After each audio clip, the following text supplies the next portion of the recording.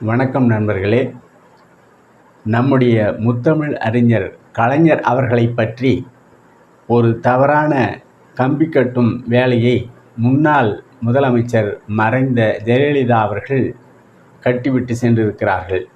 அது என்ன கம்பி என்று சொன்னால், கலைஞர் அவர்கள் சென்னைக்கு வருகின்ற போது மஞ்சப்பையோடு திருட்டு ரயில் ஏறி வந்தவன் என்று சொல்லி அந்த அம்மையார் அந்த அதிமுக மூடர்களிடத்தில் அப்படி ஒரு செய்தியை பரப்பிவிட்டு சென்றிருக்கிறார்கள்.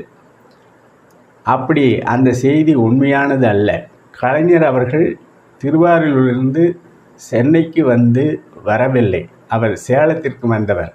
சேலத்தில் மாடர்ன் தியேட்டர்ஸ் உரிமையாளர் டி.ஆர். சுந்தரம் அவர்களிடம் கதைவசனம் எழுதுவதற்காக அவர் சேலத்திற்கு அங்கு அமர்ந்தவர்.